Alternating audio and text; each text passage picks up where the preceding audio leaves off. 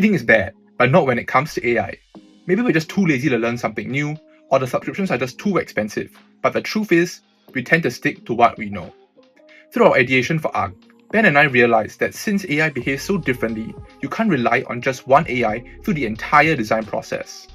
In the first phase of Ideal's Double Diamond, AI helped us collect and synthesize information efficiently.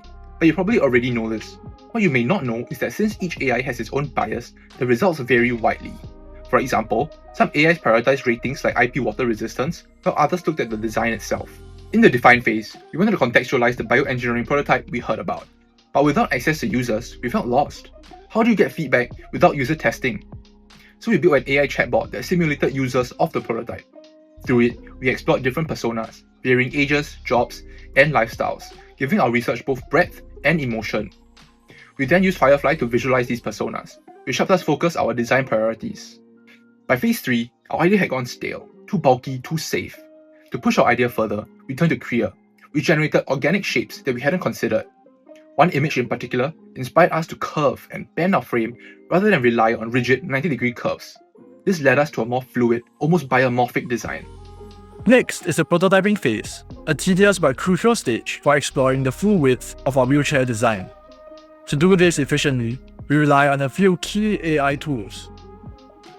We start with Hypersketch to turn our rough concept sketches into higher resolution side profiles. Its rapid generation based on thematic prompts allows us to quickly explore variations in CMF and form.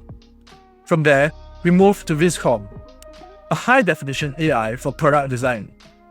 Viscom further refines these concepts and allows us to turn our 2D designs into 3D models. This saves significant time and effort for the modeling stage of the wheelchair. In parallel, we use image platforms like Envato to generate imaginative 2D visuals, helping to contextualize our wheelchair design to real-world scenarios. The development phase then follows. This stage uses the same AI tools but with more intent and depth, now that we've narrowed our focus on a modern, sleek form. The process becomes a powerful feedback loop, blending our own designer's intervention with the AI's capabilities. Finally, we reach the release, a phase that can make or break the design, and in this case, our platforms too. Language models like good old ChatGPT and Gemini help craft engaging presentation scripts, while image gen engines like Adobe Firefly excel at generating custom images with human characters for the slide deck.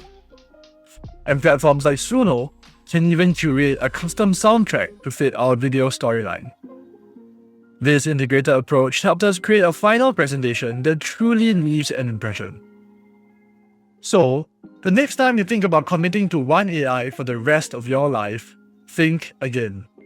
Because for AI, there are plenty of fish in the ocean, and it happens to be that each is especially good at something.